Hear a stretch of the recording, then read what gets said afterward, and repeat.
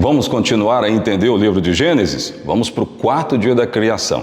A gente falou aqui com o médico psiquiatra Gerson Pereira que no primeiro dia Deus criou, segundo dia criou, terceiro dia criou, e inclusive nós falamos do firmamento, das águas, a separação de água e firmamento.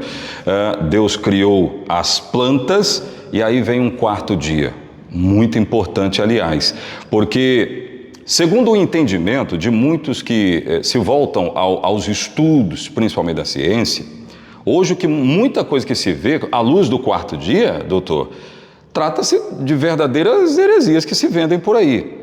O que não está na Bíblia, não é? Criações que foram feitas pelo homem depois de toda a criação que Deus fez. Vamos tentar entender isso? Veja só, eu quero começar. Você falou que temos aqui um médico. Não seria bom um padre ou um pastor? Eu não sou padre, não sou pastor, e se me perguntarem, você é evangélico? Também não. O que você é? Eu sou bíblico. Eu sou bíblico. Parou para estudar a Bíblia? Parei para estudar a Bíblia, estudo isso todo dia, por isso que nós temos defendido. Eu busco explicação para tudo nesse livro. E hoje chegamos ao quarto dia. O quarto dia é fantástico. Deus faz aparecer os astros, Deus expõe o firmamento, Deus expõe o sol. Presta atenção, Zé. Ontem você questionou a questão das árvores. A árvore não vive sem luz solar. Basta você pensar, por que a planta cresce para cima? Porque tem um fenômeno cientificamente comprovado, chama heliotropismo. Planta cresce para cima. Existe inclusive uma flor que chama girassol. O girassol legítimo, a flor tem a tendência de girar à medida que o sol vai mudando de posição.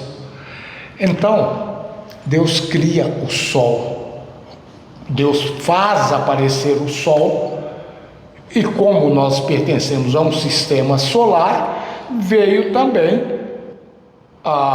vieram as estrelas e vieram outros planetas, alguns deles nós vemos de manhã cedo, é o caso de Vênus, né? Que a gente vê ali com o nome de estrela d'alva. Pois é, aí diante disso tudo, o que a gente percebe? É que, tendo criado tudo isso, estrelas, sol, a gente faz parte de um sistema solar de fato, a gente está falando aqui de coisas que a ciência também confirma, viu gente? Bíblia, ciência e Deus.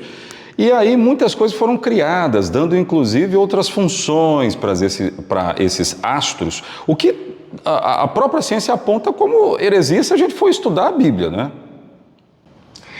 Então, no início, um dia desse a gente falou aí que existe uma falsa teologia, uma teologia charlatã, e existe uma ciência charlatã também.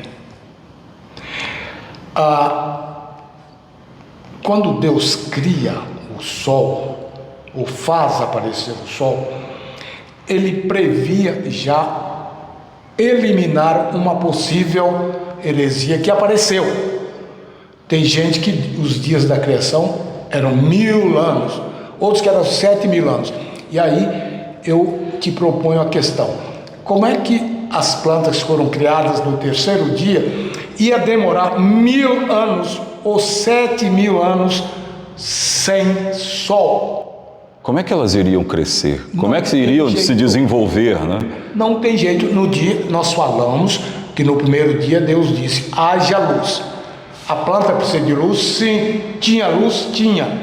Mas precisa de calor e, como eu acabei de falar, o heliotropismo é a busca do sol pela planta. Então, não pode ter sido dia. Aliás, o relato da criação tem uma expressão hebraica que é Oreb Bokir, que significa dia de 24 horas. Tá certo? E já que eu estou falando, nesse mesmo cajado, ele mata 2 coelhos. Qual é o outro? É o coelho da mitologia. Quando esse relato foi feito, Moisés havia saído do Egito, onde tinha Osíris, Ísis, tinha um panteão de deuses com letra minúscula. Nós sabemos que depois vieram os deuses de Babilônia, de Roma, da Grécia.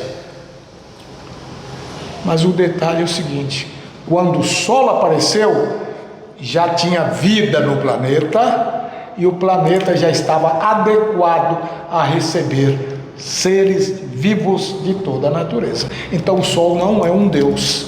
Então essa história de, o Deus Sol, o Deus Ísis, Deus não sei o quê, isso tudo se perde quando a luz da Bíblia, da ciência e de Deus, do conhecimento de Deus, se confirma a criação.